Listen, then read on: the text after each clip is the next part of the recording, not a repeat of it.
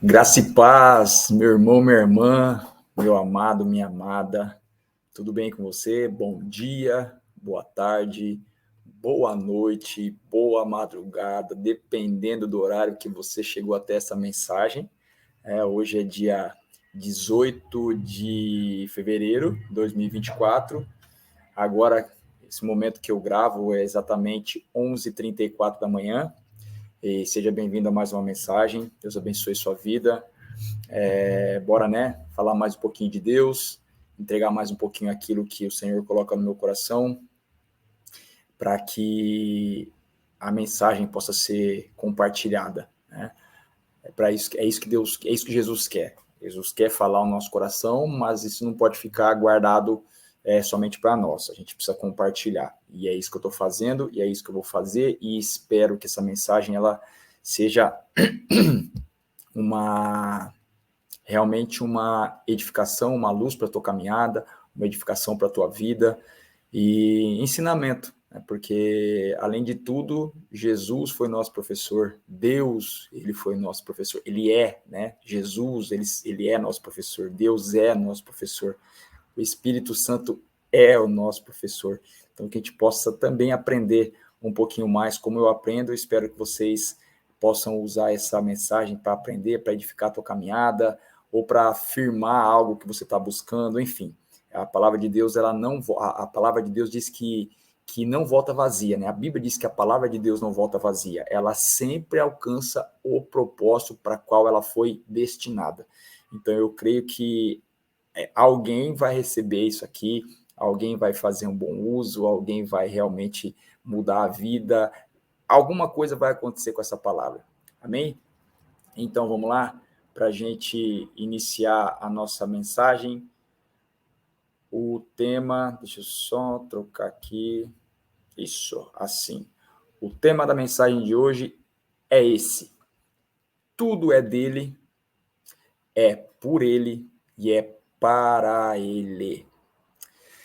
E é interessante, né? Porque enquanto eu estava meditando aqui para poder trazer a palavra, né? Estava realmente refletindo sobre essa mensagem, veio ao meu coração, o Espírito Santo trouxe ao meu coração algo que aconteceu comigo nessa sexta-feira, anteontem.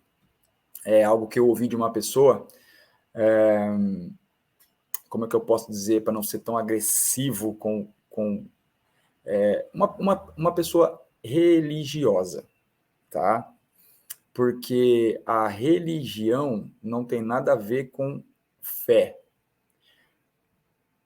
Vamos lá, deixa eu explicar. Quem se apega à religião acaba confundindo o que é fé. Por quê? Porque a religião transforma as pessoas em religiosos.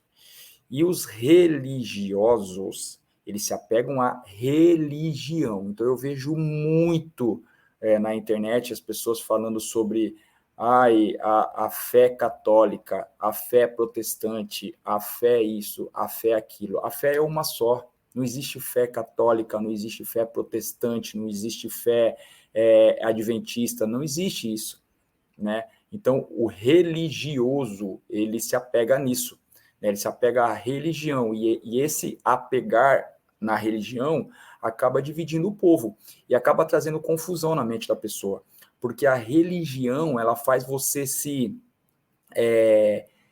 voltar para teologia, para,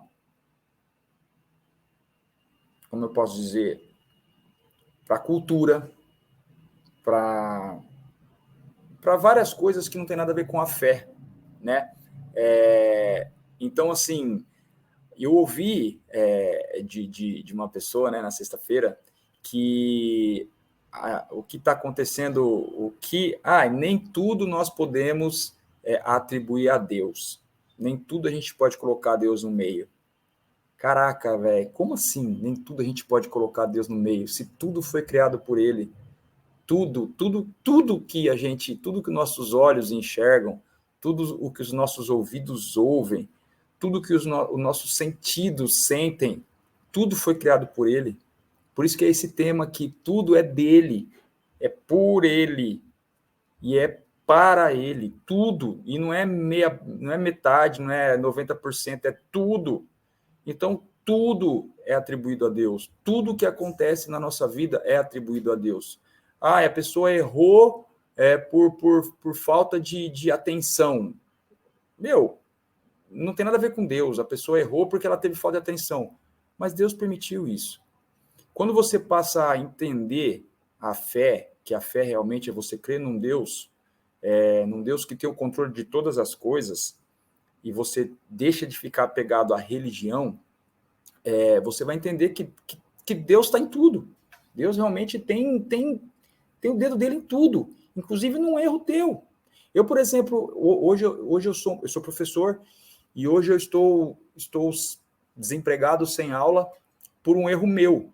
Um erro que eu cometi, foi erro meu, porque eu ouvi a pessoa falando, faz assim, assim, assado, não faz assim, assim, assado. Eu ouvi, essa pessoa me explicou, e eu não fiz do jeito que ela falou. Eu fiz de um jeito que eu fiz errado. Eu errei. E esse meu erro acabou ocasionando no cancelamento da minha inscrição para dar aula nesse ano de 2024. E nesse momento eu estou sem aula, né? Um erro meu. Mas esse erro meu foi permissão de Deus. Por quê? Porque eu não sigo religião, porque eu não sigo doutrina, porque eu não sigo cultura, porque eu não sigo... Eu sei que o que aconteceu foi algo permitido por Deus para que eu tivesse um aprendizado nisso tudo. Porque é assim que Deus age.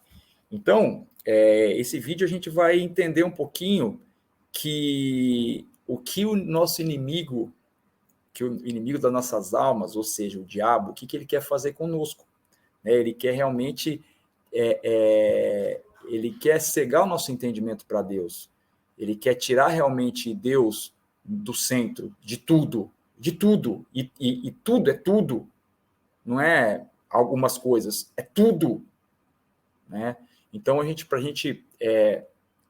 gente iniciar essa mensagem, eu vou ler aqui o texto aqui, vou ler rapidinho, é um pouquinho grande o texto, tem essas duas partes aqui, mas vocês estão vendo que aqui, eu deixei enfatizado aqui em amarelo e em vermelho, porque é essa parte que eu quero deixar pegar bem, assim, trazer bem aos nossos olhos, né, o nosso entendimento, mas eu vou ler todo o contexto para vocês entenderem. Então, eu vou passar aqui um pouquinho mais rápido, aqui, Ezequiel 31, né, o livro do profeta Ezequiel, o capítulo 31, versículos de 1 a 14. Então, eu vou passar nessa parte aqui um pouco mais rapidinho, depois, se você quiser ler na sua Bíblia, você lê. Vou aqui, as partes em brancas eu vou passar um pouquinho mais rápido. Eu vou dar ênfase na parte que está em amarelo e em vermelho, amém? Vamos lá.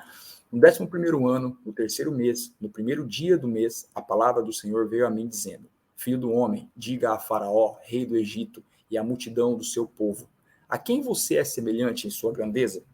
Eis que a Síria era um cedro no Líbano, de lindos ramos, de sombrosa folhagem e de grande estatura, cujo topo chegava até as nuvens.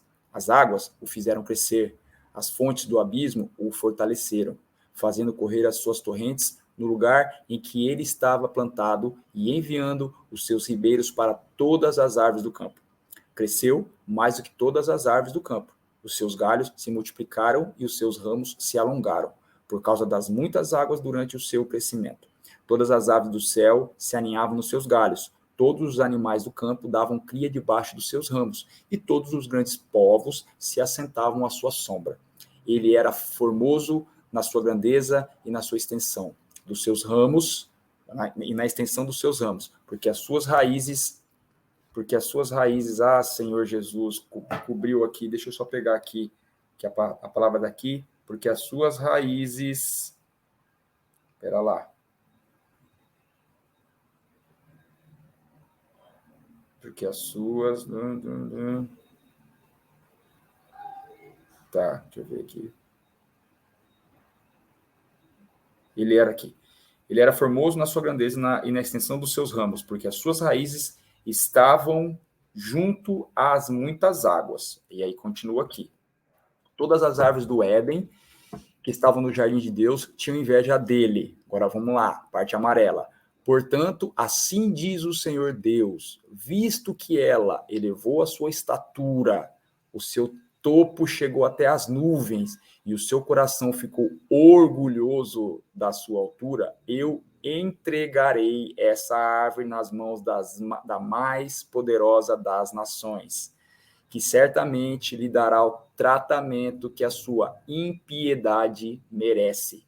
Eu a rejeitei.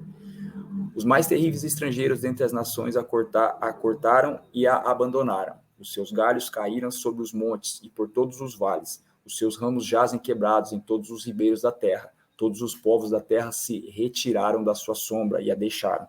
Todas as aves do céu habitarão nas suas ruínas, e todos os animais selvagens se acolherão sob os seus ramos.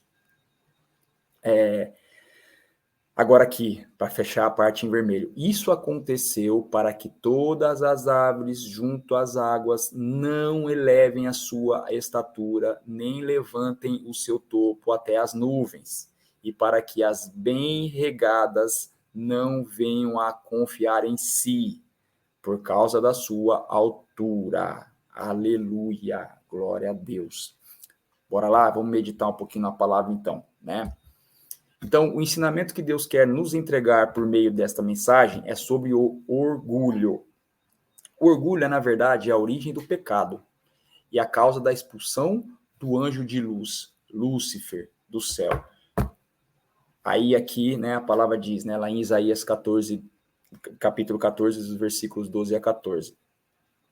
Veja como você caiu do céu, ó estrela da manhã, filho da alva. Veja como você foi lançado por terra, você que debilitava as nações.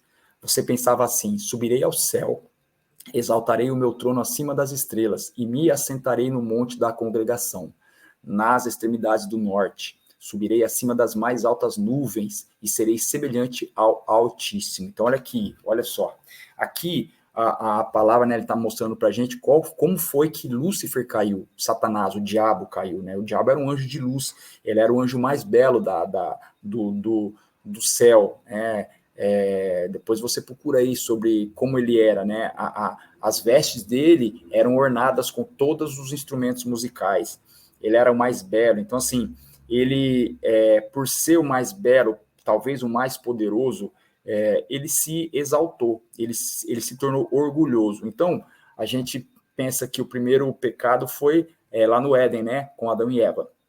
Sim, ali o pecado foi introduzido na humanidade, mas o primeiro pecado mesmo que a gente tem conhecimento é esse. O primeiro pecado foi o orgulho de Lúcifer, né, porque ninguém sabe se esse era o nome dele ou não, ele era um anjo de luz, mas o primeiro pecado foi esse, o orgulho. O anjo se achar tanto ao ponto de querer ser maior que Deus. E hoje é isso que ele traz para nós durante todo esse tempo que ele está na Terra, e por muitos e muitos anos, até o momento que o Senhor voltar, é isso que ele vai querer colocar na nossa mente, que nós não precisamos de Deus, que nós podemos ser maiores que Deus, né? Então, que ele vai tentar colocar na nossa mente que a gente tirar o Deus do centro, tirar Deus de tudo, colocar Deus, às vezes, em algumas coisas apenas ou em nada. Porque foi isso que ele quis, e foi por isso que ele caiu. Porque ele quis ser maior que Deus. E lá no Éden também, com Adão e Eva, ele engana Eva, falando para ela que se ela comer o fruto, ela ia ser como Deus, igual a Deus. Então, olha só como ele já começou, né? Enganando os nossos pais, colocando no coração deles que eles poderiam ser iguais ou maiores do que Deus. Então, essa é a estratégia de Satanás, querer fazer com que nós pensemos ou que Deus não existe, que nós somos o centro de tudo, nós temos o controle de todas as coisas, né? Ou tirar ele do centro, tirar do centro, né? Tirar a atenção dele, né? Então, isso é muito sério. Isso é o que vem acontecendo, isso é o que a gente vê, principalmente, como eu falei no começo, na religiosidade. A religiosidade faz as pessoas se agarrarem a coisas, a tradições, a doutrinas, né, a coisas palpáveis, né? Então a gente acaba tirando o foco do que verdadeiramente é a nossa fé, né? Que é no Deus que criou todas as coisas. Então, aqui a gente trazendo, né, a analogia da mensagem, né, que está lá no capítulo, lá no livro do profeta Ezequiel, né? Então, para essa mensagem, a Bíblia nos traz essa analogia, né? O reino da Síria, que era a grande potência daquela época, e ela é comparada a um cedro, por essa árvore ter como característica a sua grandeza e formosura. Aqui do lado, né, está a imagem de um cedro, né, como que ele é grande, ele é formoso, né? Então, fazendo analogia, né, Deus usa essa analogia, o reino da Síria com o cedro. A Síria, na época, era um reino grande, formoso, né? Então, ele traz essa analogia para fazer com que nós entendamos a mensagem. O cedro havia crescido muito por consequência das muitas águas que o cercavam, ou seja, aqui eu coloquei entre parênteses, misericórdia. Por quê? Porque as pessoas têm o que têm, vivem, conseguem coisas, fazem coisas, as pessoas acordam, as pessoas respiram, as pessoas andam, as pessoas pensam, as pessoas falam, as pessoas têm inteligência, mas é pela misericórdia de Deus. Deus é misericordioso. Então, Deus ele dá a oportunidade para todos, porque todos nós fomos criados por Ele. Todos nós somos criaturas de Deus. Então, a misericórdia de Deus, ela alcança todos. Então, você não consegue, não consegue as coisas que você consegue pelas suas próprias forças. É misericórdia de Deus, porque você acordou. Porque você acordou, porque você abriu os olhos, porque você está respirando, porque você. Essa é a consequência, essa é a causa, ou a consequência que faz com que você consiga as coisas, fazer as coisas. Porque se você não acordar, se você não respirar, se você não enxergar, como é que você vai fazer as coisas? Como é que você vai conseguir? Como é que você vai conquistar? Então, é misericórdia. Todos acordam, todos têm chance, todos, os bons e os maus. E, ao mesmo tempo que o Império Assírio também crescia pela obra da misericórdia do Senhor. O Império Assírio não era um povo crente, não era o povo que cria no Senhor. O Império Assírio era um povo de vários deuses, né? Eles não eram um povo que cria em Deus, né? Mas, olha só, o Império Assírio crescia, ele era a potência da época. Mas por quê? Porque eles criam no Senhor? Porque eles buscavam Deus? Não. Porque Deus é misericordioso com toda a sua criação. Então, por isso que a Síria crescia naquela época.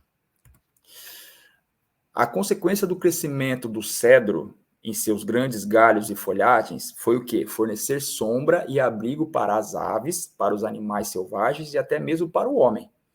A Assíria, por sua vez, cresceu como potência bélica, ou seja, era um povo forte na guerra, em armamentos, no exército.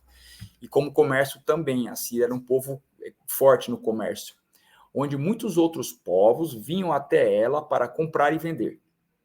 Além de terem muito bem desenvolvidas a literatura, a arquitetura e também a ciência. Gente, isso tudo aqui eu fui pesquisar, tá? Eu coloquei isso aqui porque eu pesquisei sobre a Síria da época. Então, olha só como que era um povo realmente bem desenvolvido, tanto em guerra, tanto em armamentos, em exército, comércio, literatura, arquitetura, ciência, enfim. A Síria era realmente um povo próspero. Todas as árvores tinham inveja do cedro, na palavra de Ezequiel, assim como todos os povos daquela região tinham inveja da Assíria. Mas Deus disse, eu o fiz formoso. Lá em Ezequiel 31, no versículo 9, na parte A do versículo 9, Deus diz, eu o fiz formoso.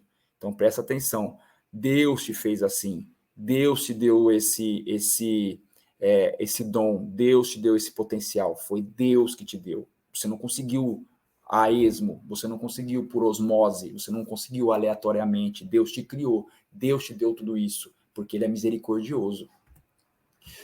Mas a falta de entendimento e de conhecimento de quem é o Senhor nos leva à soberba. Então, quando a gente realmente não sabe quem é Deus, não conhece Deus, não busca esse entendimento, esse conhecimento, não lê a Bíblia, não medita, não tem uma vida íntima com Deus, faz com que a gente ache que tudo isso fosse obra de nossas mãos, das nossas próprias mãos. A gente acha que a nossa vida está no nosso controle, nós somos o top, nós somos o fera. como Lúcifer se sentiu no céu, né?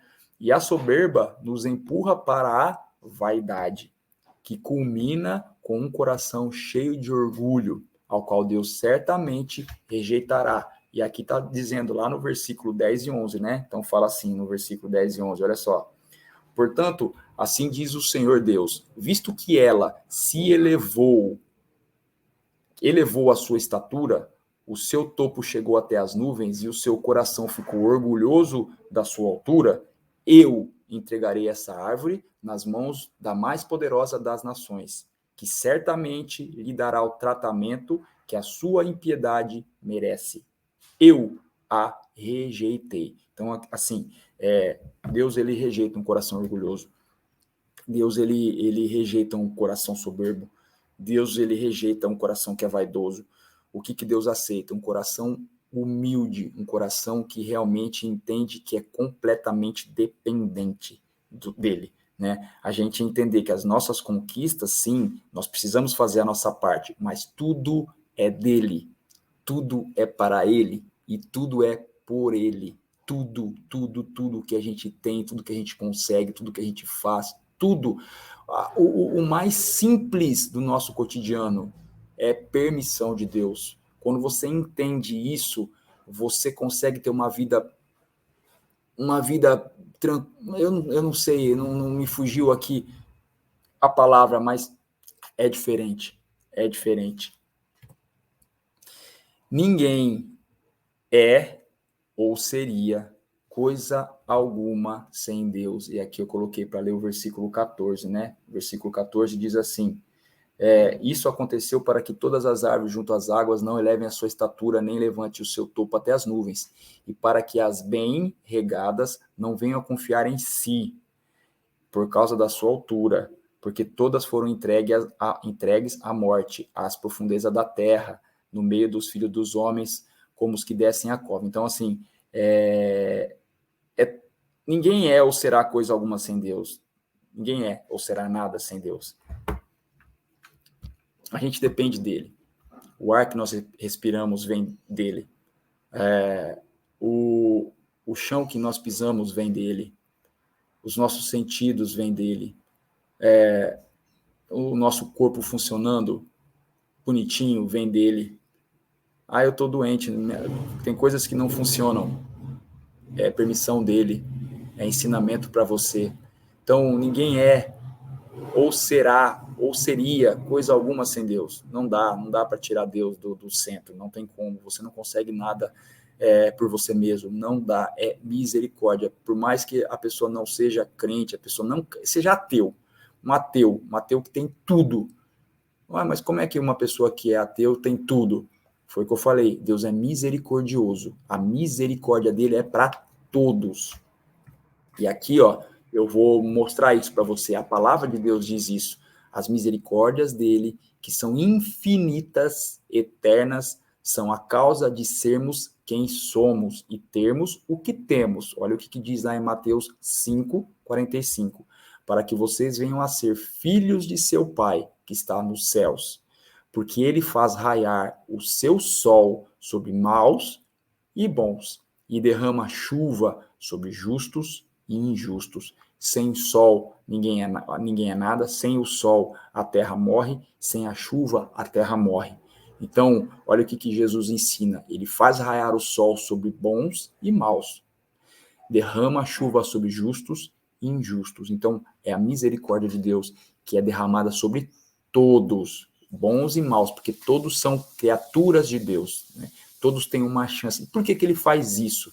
Porque ele dá mais uma chance para que as pessoas que não o conhecem venham a conhecê-lo.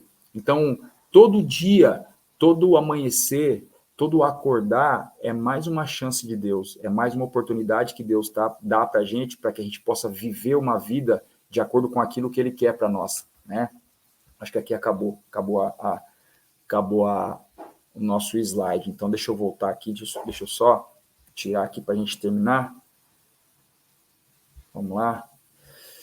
Então, é isso, né? O que acontece? A gente tem que entender que a gente não pode tirar Deus do centro em todas as coisas. por mais que você fale isso sem entendimento, isso causa um impacto no mundo espiritual. Por isso que você tem que buscar entendimento. Por mais que a pessoa não fale por mal, porque ela não tem entendimento, como a pessoa falou para mim sexta-feira, nem tudo pode ser atribuído a Deus, sabe? E isso é um pecado. Isso é um pecado. A pessoa está pecando. Por quê? Porque tudo é dele. Tudo é por ele, tudo é para ele, tudo é permissão dele. A palavra diz que ele tem contado o cabelo, os fios dos nossos cabelos, ele tem contado. A palavra diz que antes mesmo que nós fôssemos colocados no ventre de nossas mães, ele já sabia, ele já nos conhecia, já nos chamava pelo nome, ele já sabe, todos os dias de nossa vida ele tem contado, todos os dias da nossa vida ele tem contado, ele já sabe. E como que a gente não pode atribuir tudo a ele? Como que a gente vai tirar algo, mesmo que seja simples, do controle dele? Então, isso realmente é um pecado, mas isso é fruto daquilo que eu falei no começo, da religiosidade. A pessoa se apega a coisas, se apega a circunstâncias, se apega a tradições, se apega a tempos, a religiões, né? E deixa de focar no principal, que é Deus, que é a palavra, que é Ele, que é aprender dele. Então, o que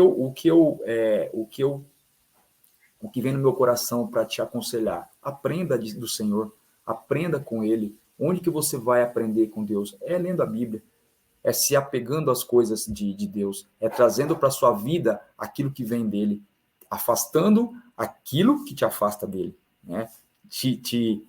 Limpando tudo aquilo que te suja e trazendo para a tua vida aquilo que vai te aproximar dele cada vez mais, para que você tenha a sua mente transformada, para que você realmente entenda que fé não tem nada a ver com coisas, com pessoas, com religiões, com igrejas, com nada. Fé tem a ver com Deus, com a gente crer no Senhor, com a gente viver uma vida que agrada a Ele, né? Por quê? Porque tudo é dele, tudo é por ele e tudo é para ele. Ele é o centro de todas as nossas vidas. Sem ele, nada poderíamos fazer, nada podemos fazer e nada poderemos fazer sem ele. Não tem como tirar ele do centro de tudo. Não tem como a gente falar, isso não, a gente não pode colocar Deus nisso, não. A gente não pode tirar Deus de todas as coisas. A gente tem que realmente incluir ele em todas as coisas e entender que ele está no controle de tudo. Amém? É isso, então. Eu espero que essa mensagem ela tenha chegado ao teu coração. Espero que realmente eu tenha sido simples, o mais simples possível para te fazer esclarecido e que eu possa ter realmente, como eu posso dizer, te ajudado em situações aí que às vezes você estava meio confuso e que essa mensagem possa ter clareado a sua mente, aberto os teus olhos, em nome de Jesus. Amém? Então é isso. Beijo no coração. Até o próximo vídeo. Tchau, tchau.